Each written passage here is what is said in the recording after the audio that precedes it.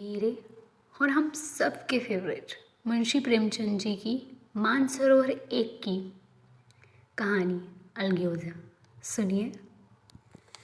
भोला मोहतो ने पहली स्त्री के मर जाने के बाद दूसरी सगाई की थी। तो उसके लड़के रघु के बुरे दिन आ गए। रघु की उम्र उस समय केवल 10 वर्ष की थी। चैन से एक गांव में गुल्ली डंडा खेलता फिरता था। माँ के आते ही चक्की में जूटना पड़ा। पन्ना रूपवती स्त्री थी और रूप और गर्व में चूली दामन का नाता था। वह अपने हाथों से कोई काम न करती। गोबर रघु निकालता, बेलों को सानी रघु देता, रघु ही झूठे बर्तन मांजता। भोला की आंखें कुछ ऐसी फिरी कि उसे रघु में सब बुराइयां ही बुराइयां नजर आती। पन्ना की बातों को वह प्राचीन मर्यादाओं से आंखें बंद करके मान लेता। रघु की शिकायतों की जरा परवाह न करता। नतीजा यह हुआ कि रघु ने शिकायत करना ही छोड़ दिया। किसके सामने रोए? बाप ही नहीं, सारा गांव उसका दुश्मन था। बड़ा जिद्दी लड़का है। पन्ना को तो कुछ समझता ही नहीं।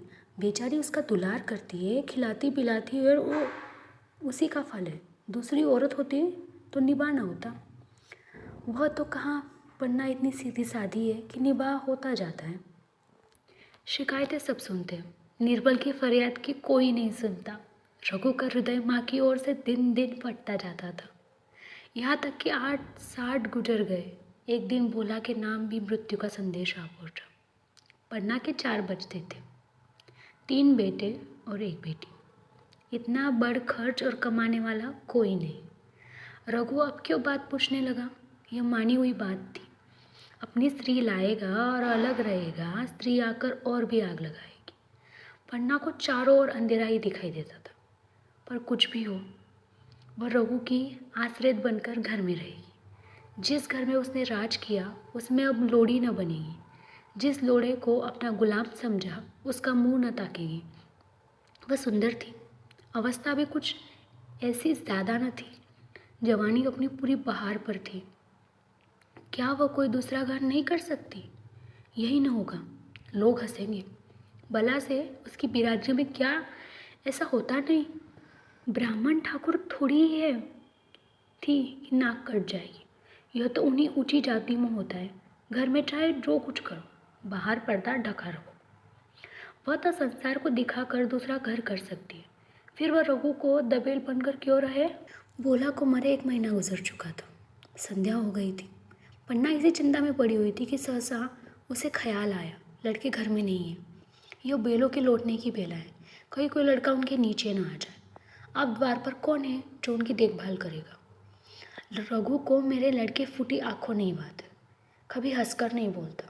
घर से बाहर निकली तो देखा रघु सामने झोपड़े में बैठा ऊख की गडरिया बना रहा है। लड़के उसे घेरे खड़े हैं। छोटी लड़की उसके गर्दन में हाथ डाले उसकी पीठ पर सवार होने की चेष्टा कर रही है। पन्ना को अपनी आंखों पर विश्वास न आया। आज तो यह नई बात है। शायद दुनिया को दिखाता है कि वह अपने भाइयों को कितना चाहता हो और मन में छुरी रखी हुई है। घात मिले तो जान ही ले ले। काला सांप है काला सांप, कठोर स्वर में बोली। तुम सबके सब वहाँ क्या करते हो? घर में आओ, सांझ की बेला है, गोरू आते होंगे। रघु ने विनीत नेत्रों से देखकर कहा, मैं तो हूँ ही काकी, डर किस बात का? बड़ा लड़का केदार बोला, काकी रघु दादा ने हमारे लिए 2 गाड़ियाँ बना दी है। यह देख, एक पर हम और खुन्नू बैठेंगे, दूसरी पर लक्ष्मण और झुनिया। दादा दोनों गाड़ियाँ खींचेंगे। यह कहकर वो एक कोने से 2 छोटी छोटी गाड़ियाँ निकाल लाया। 4-4 पहिए लगे थे, बैठने के लिए तख्ते और रोक के लिए दोनों तरफ बाजू थे। पन्ना ने आश्चर्य से पूछा, ये गाड़ियाँ किसने बनाई? केदार ने चिढ़कर कहा, रघु दादा ने बनाई। और किसने? भगत के घर से वसूला और रुखानी मांग लाए और चटपट बना दी। खूब दौड़ती है काकी, बैठ खुनू में खींचूं। खुनू गाड़ी में बैठ गया। केदार खींचने लगा। चर चर शोर हुआ, मानो गाड़ी भी इस खेल में लड़कों का शरीक थी। लक्ष्मण ने दूसरी गाड़ी में बैठकर कहा, दादा खींचो। रघु ने जूनिया को भी गाड़ी में बिठा दिया और गाड़ी खींचता हुआ दौड़ा। तीनों लड़के तालियां बजाने लगे। पन्ना चकित नेत्रों से यह दृश्य देख रही थी और सोच रही थी कि वह रघु है या कोई और। थोड़ी देर बाद दोनों गाड़ियाँ लौटी। लड़के घर में जाकर इस यान यात्रा के अनुभव बयान करने लगे। कितने खुश थे सब, मानो हवाई जहाज पर बैठकर आए हो। खुन्नू ने कहा, काकी सब पेड़ तोड़ रहे थे और लक्ष्मण ने कहा, और बछिया कैसे भागी? सबके सब दौड़ी। केदार, काकी, रघु दादा दोनों गाड़ियाँ एक साथ खींच ले जाते हैं। जूनिया सबसे छोटी थी। उसकी व्यंजना रक्ति उछल कूद और नेत्रों तक परिमित थी। तालियां बजा बजा कर नाच रही थी। खुन्नू, अब हमारे घर गाय भी आ जाएगी काकी। रघु दादा ने गिरधारी से कहा है कि हमें एक गाय ला दो। गिरधारी बोला, कल लाऊंगा। केदार, 3 सेर दूध देती है काकी, खूब दूध पिएंगे। इतने में रघु भी अंदर आ गया। पन्ना की अवहेलना की दृष्टि से देखकर पूछा, क्यों रघु, तुमने गिरधारी से कोई गाय मांगी है? रघु ने क्षमापार्थ भाव से कहा, हाँ मांगी तो है, कल लाएगा। पन्ना, रुपया किसके घर से आएंगे? यह भी सोचा है? सब सोच लिया है काकी, मेरी यह मुहर नहीं है। इसके 25 रुपये मिल रहे हैं। 5 रुपये बचिया के मुजरा दे दूंगा, बस गाय अपनी हो जाएगी। पन्ना सन्नाटे में आ गई। अब उसका अविश्वासी मन भी रघु के प्रेम और सज्जनता को अस्वीकार न कर सका। बोली, मुहर को क्यों बेच देते हो? गाय की भी अभी कौन जल्दी है? हाथ में पैसे हो जाए तो ले लेना। सुना सुना गला अच्छा नहीं लगेगा। इतने दिनों गाय नहीं रही तो क्या लड़की नहीं चाहिए? रघु दार्शनिक भाव से बोला, बच्चों के खाने पीने की यही दिन है काकी। इस उम्र में न खाया तो फिर क्या खाएंगे? मुहर पहनना मुझे अच्छा भी नहीं मालूम होता। लोग समझते होंगे कि बाप तो गया, इसे मोहर पहनने की सूझी है। बोला, मोह तो गाय की चिंता में ही चल बसे। न रुपये आए न गाय मिली, मजबूर थे। रघु ने यह समस्या कितनी सुगमता से हल कर दी। आज जीवन में पहली बार पन्ना को रघु पर विश्वास आया।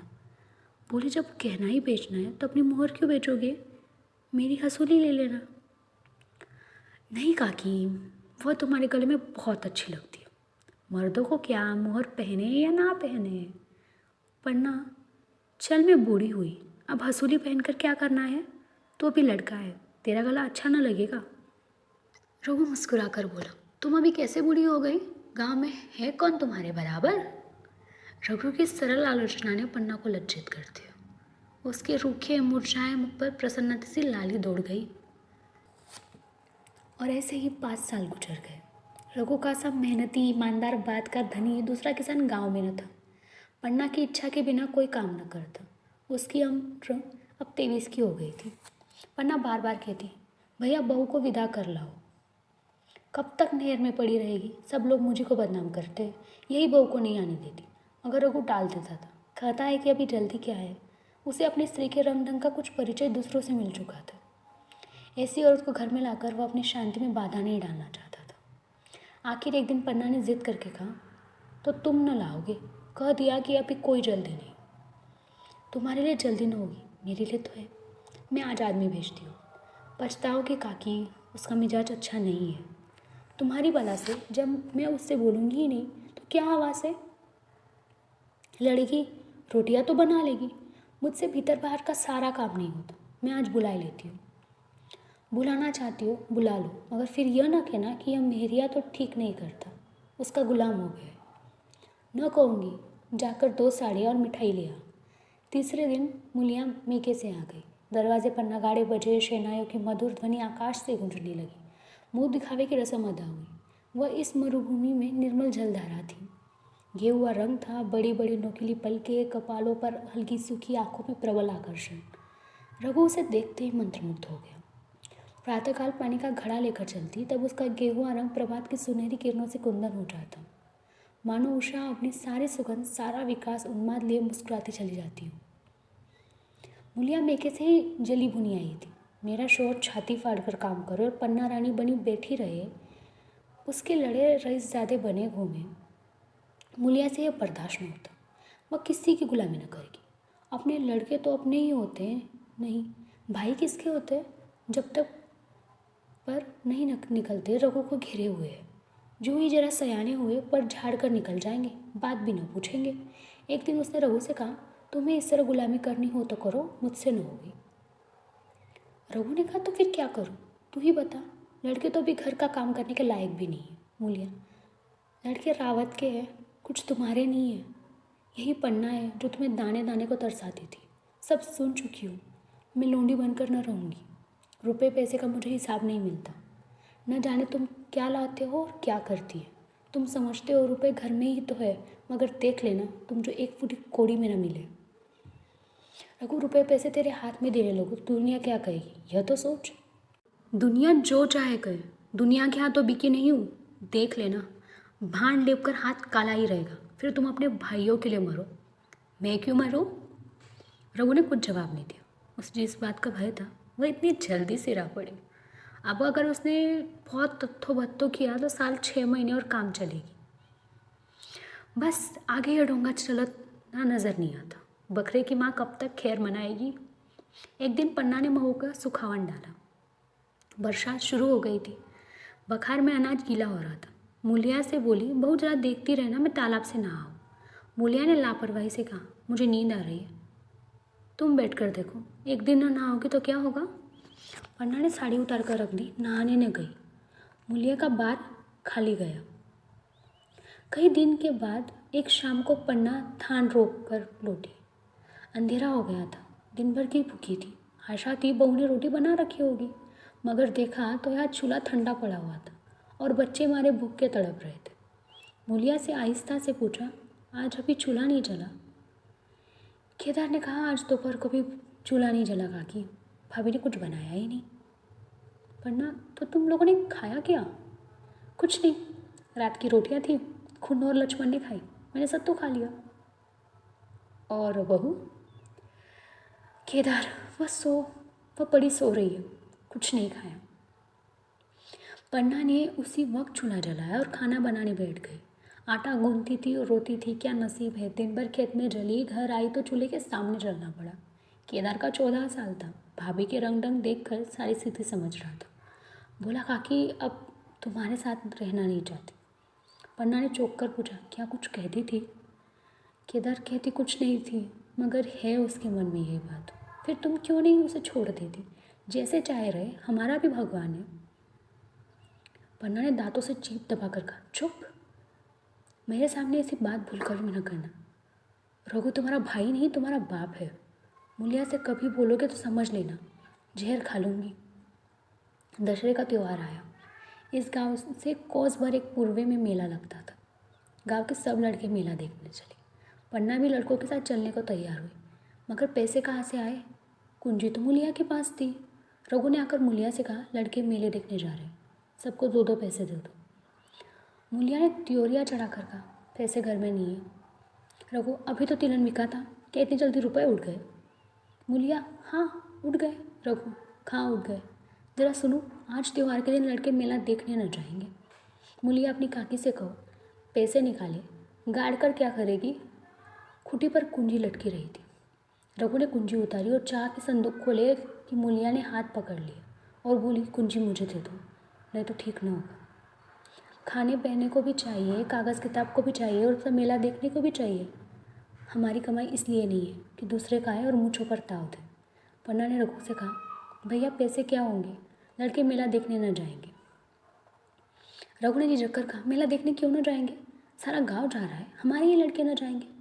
यह कहकर रघु ने अपना हाथ छुड़ा लिया और पैसे निकालकर लड़कों को दे दिए। मगर कुंजी जब मूलिया को देने लगा तब उससे उस आंगन में फेंक दिया। मुंह लपेट कर लेट गई। लड़के मेला देखने न गए। इसके बाद 2 दिन गुजर गए। मूलिया ने कुछ नहीं खाया और पन्ना भी भूखी रही। रघु कभी इसे बनाता कभी उसे, पर न यह उठती न वो।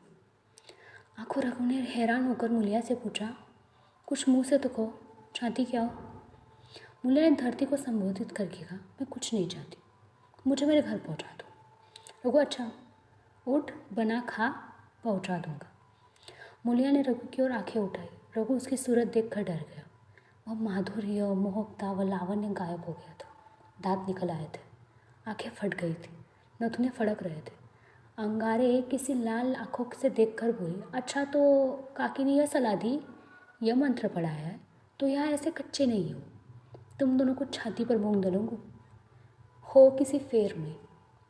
रघु, अच्छा तो मूंग ही दल लेना, कुछ खा पी लेगी तभी तो मूंग दल सकेगी। मूलिया, अब तो तभी मुंह में पानी डालूंगी जब घर अलग हो जाएगा, बहुत झेल चुकी, अब नहीं झेला जाता। रघु सन्नाटे में आ गया। एक दिन तक उससे मुंह से आवाज़ न निकली। अलग होने की उसने सपने में भी कल्पना न की थी। उसने गांव में 2-4 परिवारों को अलग होते देखा था। वो खूब जानता था, रोटी के साथ लोगों के हृदय भी अलग हो जाते हैं, अपने हमेशा के लिए गैर हो जाते हैं, फिर मन में वही नाता रह जाता है जो गांव के आदमियों में। रघु ने मन में ठान लिया था कि इस विपत्ति को घर में ना आने दूंगा, मगर होनहार के सामने उसकी एक ना चली। आह, मेरे मुंह में कालिक लगेगी। दुनिया यही कहे कि बाप के मर जाने पर 10 साल भी एक में निभा ना हो सका। फिर किससे अलग हो जाऊँ? जिनको गोद में खिलाया, जिनको बच्चे की तरह पाला, जिनके तरह तरह के कष्ट झेले, उन्हीं से अलग हो जाऊँ। अपने प्यारों को घर से निकाल बाहर करूँ। उसका गला फंस गया। कांपते हुए स्वर में बोला, तू क्या चाहती है? मैं अपने भाइयों से अलग हो जाऊँ? भला सोच तो सही, कहीं मुँह दिखाने लायक न रहूँगा। मूलिया, तो मेरा इन लोगों के साथ निभाना होगा। रघु, तो तू अलग हो जा। मुझे अपने साथ क्यों घसीटती है? मूलिया, तो तुम क्या, मुझे मेरे घर में मिठाई मिलती है? मेरे लिए क्या संसार में जगह नहीं है? रघु, तेरी जैसी मर्जी, जहाँ चाहे रहे। मैं अपने घर वालों से अलग नहीं हो सकता। जिस दिन इस घर में 2 चूल्हे जलेंगे उस दिन मेरे कलेजे के 2 टुकड़े हो जाएंगे। मैं चोट नहीं सह सकता। तुझे जो तकलीफ़ हो वह मैं दूर कर सकता हूँ। माल असाब की मालकिन तू है ही। अनाज मणि तेरे ही हाथ है। अब रह क्या गया है? अगर कुछ काम धंधा करना नहीं चाहती मत कर। भगवान ने मुझे समाई दी होती तो मैं तुझे तिनका तक उठाने न देता। तेरे ये सुकुमार हाथ पाँव मेहनत मजदूरी करने के लिए बनाए ही नहीं गए, मगर क्या करूँ, अपना कुछ बस ही नहीं है। फिर भी तेरा जी कोई काम करने को न चाहे मत कर, मगर मुझसे अलग होने के लिए ना कह। तेरे पैर पड़ता हूँ। मूलिया ने सिर से अचल खिसकाया और जरा समीप आकर बोली, मैं काम करने से नहीं डरती, न बैठे बैठे खाना चाहती हूँ, मगर मुझसे किसी की धौंस नहीं सही जाती। तुम्हारे ही काकी घर का कामकाज करती तो अपने लिए करती, अपने बाल बच्चों के लिए करती, मुझ पर कोई एहसान नहीं करती, फिर मुझ पर धौंस क्यों जमाती? उन्हें अपने बच्चे प्यारे होंगे, मुझे तो तुम्हारा आसरा है। मैं अपनी आंखों से यह नहीं देख सकती कि सारा घर तो चैन करे, जरा जरा से बच्चे तो दूध पिए, और जिसके बलबूते पर गृहस्थी बनी हुई है वो मट्टे को तरसे, कोई उसका पूछने वाला ना हो। जरा अपना मुंह तो देखो, कैसी सूरत निकल आई है। औरों के तो 4 बरस में अपने पट्टे तैयार हो जाएंगे, तुम तो 10 साल से खाट पर पड़ जाओगे। बैठ जाओ, खड़े क्यों? क्या मार कर भागोगे? मैं तुम्हें ज़बरदस्ती न बांध लूँगी, या मालकिन का हुक्म नहीं है। सच कहूँ, तुम बड़े कट कलेजी हो। मैं जानती ऐसे नीमोहियों से पाला पड़ेगा तो इस घर में न भूल से न आती भी तो मन न लगाती, मगर अब तो मन तुमसे लग गया। घर भी जाओ तो मन यहाँ ही रहेगा। तुम जो मेरी बात नहीं पूछते। मूलिया की रसीली बातें रघु पर कोई असर न डाल सकी। वो उसकी रुखाई से बोला, मूलिया, मुझसे यौन होगा। अलग होने का ध्यान करते ही मेरा मन न जाने कैसा अलग हो जाता है। यह चोट मुझसे न सही जाएगी। मूलिया ने परिहास करके कहा, तो चूड़ियाँ पहनकर अंदर बैठो। लाओ, मैं मूछें लगा लूँ। मैं तो समझती थी कि तुम्हें कुछ कल बल है, अब देखती हूँ तो तेरे नीरे मिट्टी की लौंदे हो। वरना दालान में खड़ी दोनों की बातचीत सुन रही थी, अब उससे रहा न गया। सामने आकर रघु से बोली, जब वह अलग होने पर तुली हुई है फिर तुम क्यों उसे ज़बरदस्ती मिलाए रखना चाहते हो? तुम उसे लेकर रहो, हमारे भगवान मालिक है। अब हतो मर गए थे, कई पत्तों की छा न थी। जब उस वक्त भगवान ने निभा दिया तो अब क्या डर? अब तो भगवान की दया से तीनों लड़के सयाने हो गए, अब कोई चिंता नहीं। रघु ने आंसू भरी आंखों से बन्ना को देखकर कहा कि तू भी पागल हो गई है क्या? जानती नहीं, 2 रोटियां होते 2 मन हो जाते हैं। वरना जब वह मानती ही नहीं तब तुम क्या करोगे? भगवान की मर्जी होगी तो कोई क्या करेगा? पर अलग में जितने दिन एक साथ रहना लिखा था उतने रहे, अब उसकी यही मर्जी है तो यही सही। तुमने मेरे बाल बच्चों के लिए जो कुछ किया वो भूल नहीं सकती। तुमने इनके सर पर हाथ न रखा होता तो आज इनकी न जाने क्या गति होती, न जाने किसके द्वार पर ठोकरे खाते, न जाने कहाँ कहाँ से भीख मांगते। तुम्हारा जस मरते दम तक न गाऊंगी। अगर मेरी खाल तुम्हारे जूते बनाने के लिए काम आते तो खुशी से दे दूँ, चाहे तुमसे अलग हो जाऊँ, पर जिस घड़ी पुकारोगे कुत्ते की तरह दौड़ कर आऊँगी। यह भूल कर भी न सोचना कि तुमसे अलग होकर मैं तुम्हारा बुरा चेतूँगी। जिस दिन तुम्हारा अनबल मेरे मन में आएगा उसी दिन विष खाकर मर जाऊँगी। भगवान करे तुम दूधो नाओ पूतो फलो, मरते दम तक यही असीम मेरे रोए में निकलती रहेगी। और अगर लड़के भी अपने बाप के हैं तो मरते दम तक तुम्हारा पोस मानेंगे। यह कहकर पन्ना रोती हुई वहाँ से चली गई। रघु वही मूर्ति की तरह बैठा रहा। आसमान की ओर टकटकी लगी थी और आंखों से आंसू बह रहे थे। पन्ना की बातें सुनकर मूलिया समझ गई है कि अपने पो वारा है। चटपट उठी, घर में झाड़ू लगाई, चूल्हा जलाया, कुएं से पानी लाने लगी। उसकी टेक पूरी हो गई थी। गांव में स्त्रियों के दो दल होते, एक बहू का, दूसरा सासों का। बहुएं सलाह और सहानुभूति के लिए अपने दल में जाती, सासें अपने में। दोनों की पंचायतें अलग होती हैं। मूलिया को कुएं पर 2-3 बहुएं मिल गई। एक से पूछा, आज तो तुम्हारी बुढ़िया बहुत रोत हो रही थी। मूलिया ने विजय के गर्व से कहा, इतने दिनों से घर की मालकिन बनी हुई, राजपाट छोड़ते किसे अच्छा लगता है। बहन, मैं उनका बुरा नहीं चाहती, लेकिन एक आदमी की कमाई में कहाँ तक बरकत रहेगी। मेरे भी तो यही खाने पीने पहनने ओढ़ने के दिन है। अभी उनके पीछे मरो, फिर बाल बच्चे हो जाए, उनके पीछे मरो, सारी ज़िंदगी रोते ही कट जाएगी। एक बुढ़िया यही चाहती है कि यह सब जन्म भर लोंडी बनी रहे, मोटा झोटा खाए और पड़ी रहे। दूसरी बहू, किस भरोसे पर कोई मरे, अपने लड़के को बात नहीं पूछते, पराए लड़के का क्या भरोसा, कल इनके हाथ पैर जाएंगे, फिर कौन पूछता है। अपनी अपनी मेहरिया को मुँह देखेंगे। पहले से ही फटकार देना अच्छा है, फिर तो कोई कलंक न होगा। मूलिया पानी लेकर गई, खाना बनाया और रघु से बोली, जाओ नहा आओ, रोटी तैयार है। रघु ने मानो सुना ही नहीं, सिर पर हाथ रखकर द्वार की तरफ ताकता रहा। मूलिया, क्या कहती हो, कुछ सुनाई देता है? रोटी तैयार है, जाओ नहा आओ। सुन तो रहा हूँ, क्या बह रहा हूँ? रोटी तैयार है तो जाकर खा ले, मुझे भूख नहीं है। मूलिया ने फिर नहीं कहा, जाकर चूल्हा बुझा दिया, रोटियाँ उठाकर छीके पर रख दी, मुँह ढक कर लेट रही। जरा देर में पन्ना आकर बोली, खाना तैयार है, नहा धोकर खा लो, बहू भी भूखी होगी। रघु ने झुंझलाकर कहा कि तू घर में रहने देगी कि मुंह में कालिख लगाकर कहीं निकल जाओ। खाना तो खाना ही है, आज न खाऊंगा कल खाऊंगा, लेकिन अभी मुझसे न खाया जाएगा। केदार क्या अभी मदरसे से नहीं आया? पन्ना, अभी तो नहीं आया, आता ही होगा। पन्ना समझ गई कि जब तक वो खाना बनाकर लड़के को न खिलाएगी, खुद न खाएगी, रघु न खाएगा। कितना ही नहीं, उसे रघु से लड़ाई करनी पड़ेगी, उसे जली कुटी सुनानी पड़ेगी, उसे यह दिखाना पड़ेगा कि मैं उससे अलग होना चाहती हूँ, नहीं तो वह इसी चिंता में घुल घुल कर प्राण दे देगा। यह सोचकर उसने अलग चूल्हा जलाया, खाना बनाने लगी। इतने में केदार और खुन्नू मदरसे से आ गए। पन्ना ने कहा, आओ बैठो खा लो, रोटी तैयार। केदार ने पूछा, भैया को भी बुला लो ना। पन्ना, तुम आकर खा लो, उसकी रोटी बहू ने अलग बनाई है। खुन्नू, जाकर भैया से पूछना हो। पन्ना, जब उनका जी चाहेगा खाएंगे, तो बैठकर खा। तुझे इन बातों से क्या मतलब? जिसका जी चाहेगा खाएगा, जिसका जी न चाहेगा न खाएगा। जब और उसकी बीवी अलग रहने पर तुले तो कौन मनाए? केदार, तो क्या अम्मा जी, क्या हम अलग घर में रहेंगे?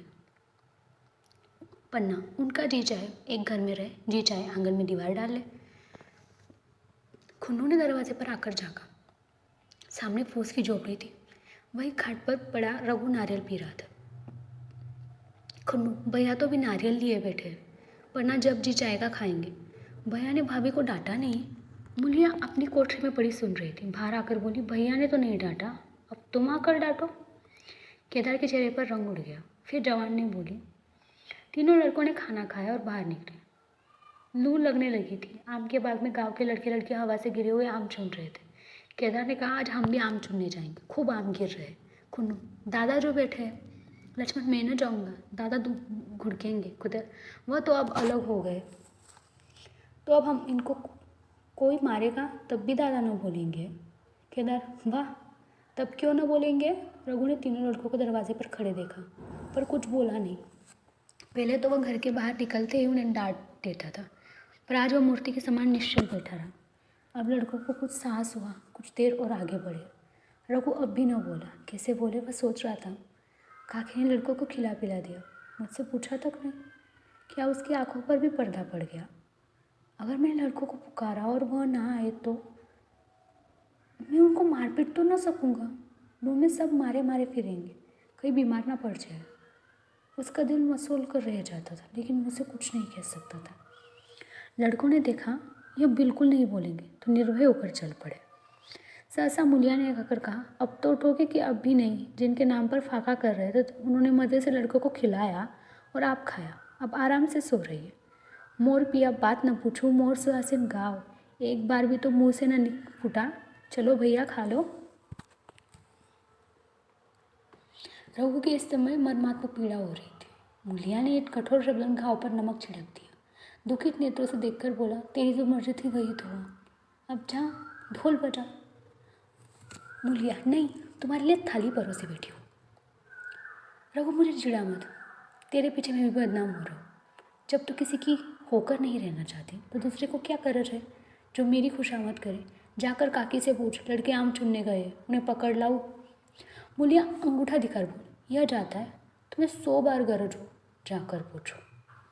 इतने पन्ना ही भीतर से निकले। रघु ने पूछा, लड़के बगीचे में चले गए, काकी तो लू चल रही है।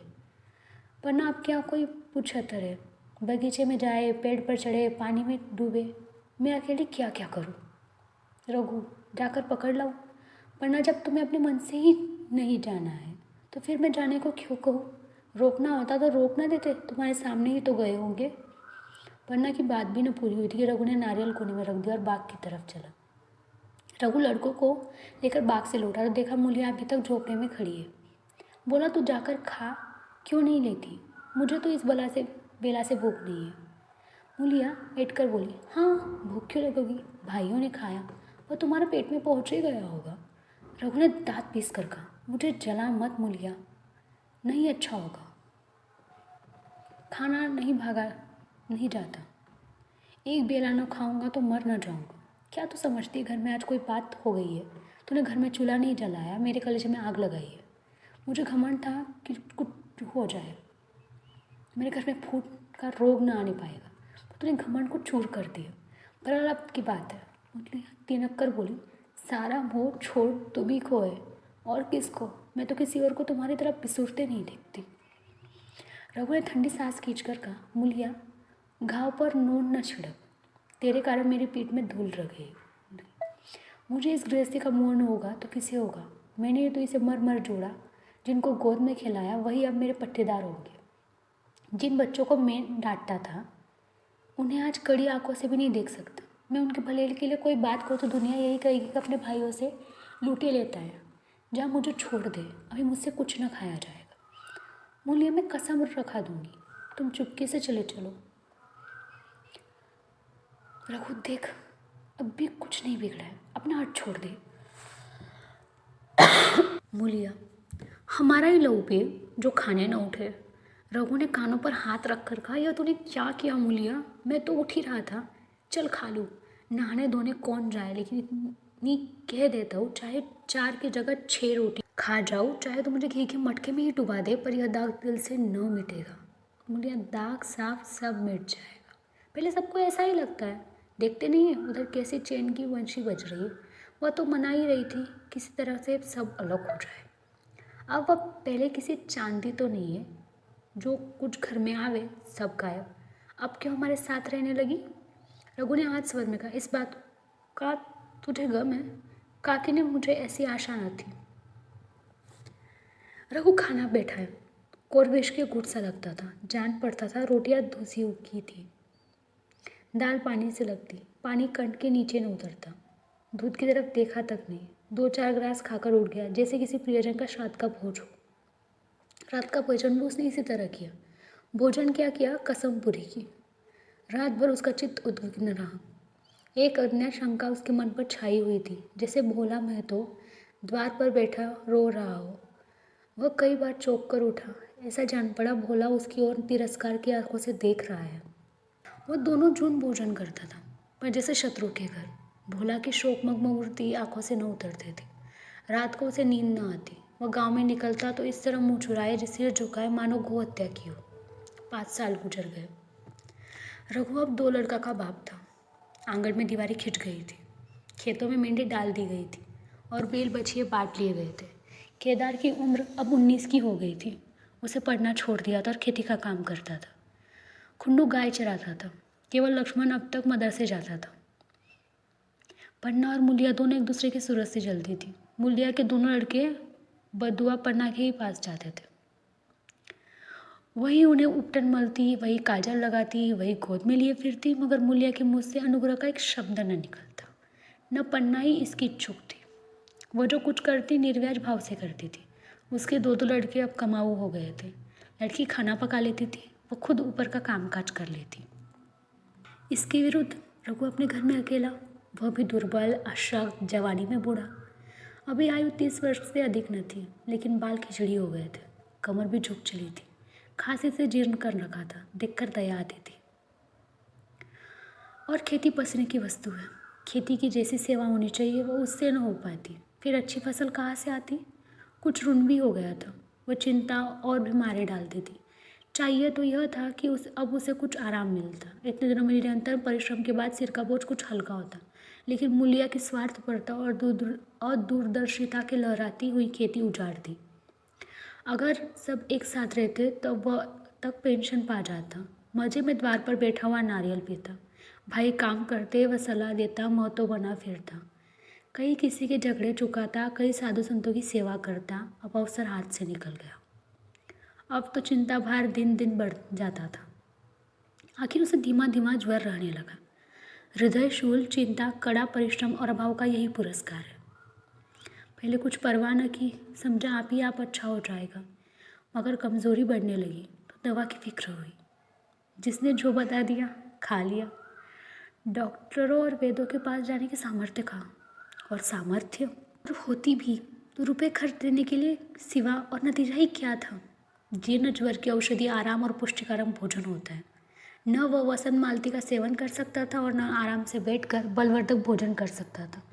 कमज़ोरी बढ़ती गई। पर को अवसर मिलता तो वह आकर उसे तसल्ली देती, लेकिन उसके लड़के अब रघु से बात भी न करते थे। दवा दारू तो क्या करते, उसका और मजाक उड़ाते। भैया समझते थे कि हम लोगों से अलग होकर सोने और ईंट रख लेंगे।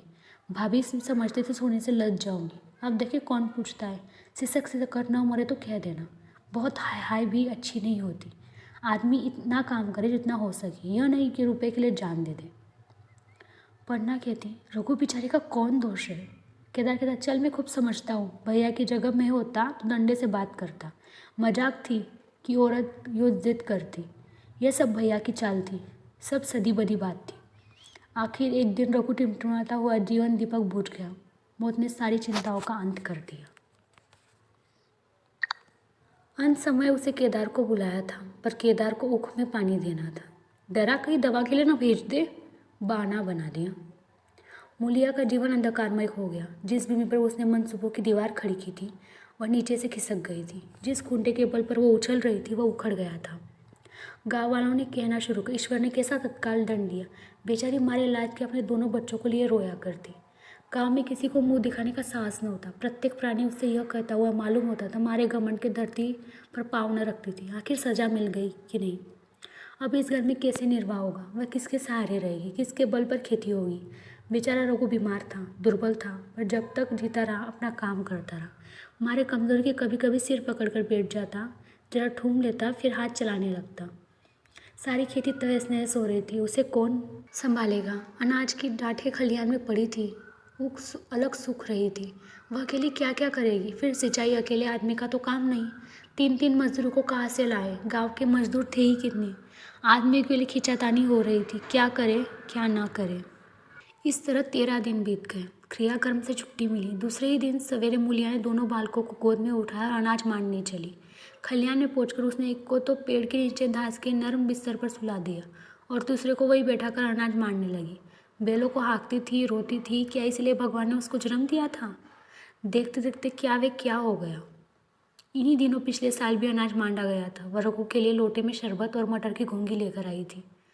आज कोई उसके आगे है न पीछे, लेकिन किसी की लोंडी तो नहीं हूँ। उसे अलग होने का अपना न पछतावा भी नहीं था।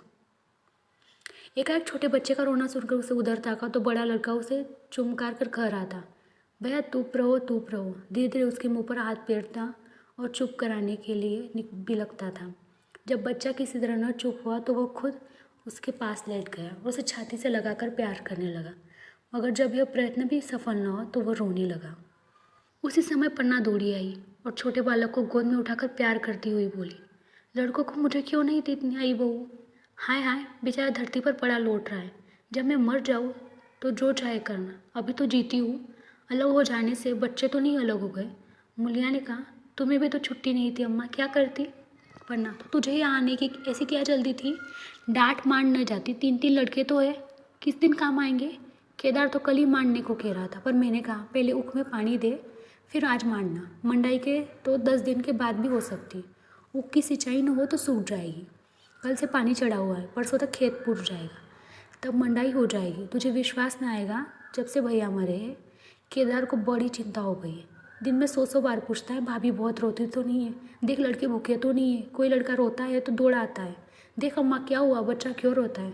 कल रोकर बोला, अम्मा मैं जानता हूँ कि भैया इतनी जल्दी चले जाएंगे तो उनकी सेवा कुछ कर लेता। कहाँ जगह जगह उठता था, अब देखती हो पैर रात से उठकर काम में लग जाता है। खुंडू कल जरा सा बोला, पहले हम अपनी ऊख में पानी दे लेंगे तब भैया की ऊख में दे देंगे। इस पर केदार ने ऐसा डांटा कि खुंडू के मुंह से फिर ऐसी बात ना निकली। बोला, कैसे तुम्हारी और कैसे हमारी ऊख, भैया ने जिला न लिया होता तो आज या तुम मर गए होते या कहीं भीख मांगते होते। आज तुम बड़े ऊख वाले बने हो, यह उन्हीं का पुण्य प्रताप है। आज भले आदमी बन बैठे हो। परसों रोटी खाने को बुलाने गई तो मंडिया को बैठा रो रहा था। पूछता क्यों रोता है तो बोला, अम्मा भैया इतनी अलगोजा के दुख से मर गए। नहीं, अभी उनकी उम्र ही क्या थी, यह उस वक्त न सूझा, नहीं उसमें क्यों बिगाड़ करते।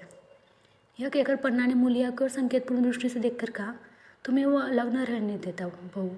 कहता है भैया हमारे लिए मर गए तो हम भी उनके बाल बच्चों के लिए मर जाएंगे। मूलिया की आंखों से आंसू जारी थे। पन्ना की बातों में आज सच्ची वेदना, सच्ची सांत्वना, सच्ची चिंता भरी हुई थी। मूलिया का मन कभी उसकी ओर इतना आकर्षित न हुआ था। जिनसे उसे व्यंग और प्रतिकार का भय था, वे इतने बड़े दयालु, इतने शुभेच्छु हो गए थे। आज पहली बार उसे अपनी स्वार्थपरता पर लज्जा आई। पहली बार आत्मा ने उसे अलगोजे पर धिक्कारा। इस घटना को हुए 5 साल गुजर गए। पन्ना आज बूढ़ी हो गई थी। केदार घर का मालिक है, मूलिया घर की मालकिन है। खुन्नू और लक्ष्मण के विवाह हो चुके हैं, मगर केदार अभी तक कुंवारा है। कहता है मैं विवाह न करूँगा। कई जगहों से बातचीत हुई, कई सगाइयाँ आई, पर उसे हामी न भरी। पन्ना ने कंपे लगाए, जाल फैलाए, पर वह न फंसा। कहता, औरतों से कौन सुख। मेहरिया घर में आई और आदमी का मिजाज बदला, फिर जो कुछ भी हुआ वो मेहरिया है। माँ बाप भाई बंधु सब पर आए। जब भैया जैसे आदमी का मिजाज बदल गया तो फिर दूसरों को की क्या गिनती। 2 लड़के भगवान ने दिए और क्या चाहिए। बिना ब्याह किए 2 बेटे मिल गए, इससे बढ़कर क्या होगा। जिसे अपना समझो वो अपना है, जिसे गैर समझो वो गैर। एक दिन पन्ना ने कहा, तेरा वंश कैसे चलेगा। केदार, मेरा वंश तो चल रहा है। दोनों लड़कों को अपना ही समझता हूँ, पन्ना समझने ही पर है। तो तुम मूलिया को भी अपनी मेहरिया समझता होगा। केदार ने झेपते हुए कहा, तुम तो गाली देती हो अम्मा। पन्ना, गाली कैसी, तेरी भाभी ही तो है। केदार, मैं जैसे लट गवार को वह क्या पूछने लगी। पन्ना, तू करने को कह तो मैं उससे पूछूं। केदार, नहीं मेरी अम्मा, कहीं रोने गाने न लगे। पन्ना, तेरा मन हो तो मैं बातों बातों में उससे मन की था लूँ। केदार, मैं नहीं जानता, जो चाहे कर। पन्ना केदार की बात समझ गई। लड़के का दिल मूलिया पर आया हुआ है, पर संकोच और भय के मारे कुछ नहीं कहता।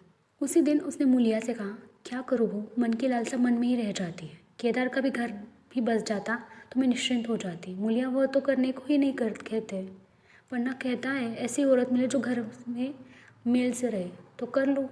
मूलिया, ऐसी औरत कहाँ मिलेगी, कहीं ढूंढो। पन्ना, मैंने तो ढूंढ लिया है। मूलिया, सच, किस गाँव की है। पन्ना, अभी न बताऊंगी। मुदा यह जानती हूँ उसे केदार की सगाई हो जाए तो घर बन जाए और केदार की ज़िंदगी भी सफल हो जाए। न जाने लड़की मानेगी कि नहीं। मूलिया, मानेगी क्यों नहीं अम्मा, ऐसा सुंदर कमाऊ सुशील वर और कहाँ मिल जाता। उस जन्म का कोई साधु महात्मा है, नहीं तो लड़ाई झगड़े के डर से कौन विष बिन बिहार रहता है। कहाँ रहती है, मैं जाकर उनसे मना लाऊं। पन्ना, तू चाहे तो उसे मना ले, तेरे ही ऊपर है। मैं आज ही चली जाऊंगी अम्मा, उसके पैरों पड़कर मना लूँगी। पन्ना, बता दूँ वह तू ही है। मूलिया लजाकर बोली, तुम तो अम्मा जी गाली देती हो। पन्ना, गाली कैसी, देवरी तो है। मूलिया, मुझ जैसी बुढ़िया को वो क्यों पूछेंगे। पन्ना, वह तुझी पर दांत लगाए बैठा है, तेरे सिवा कोई और उसे भाती ही नहीं। डर के मारे कहता नहीं, पर उसके मन की बात मैं जानती हूँ।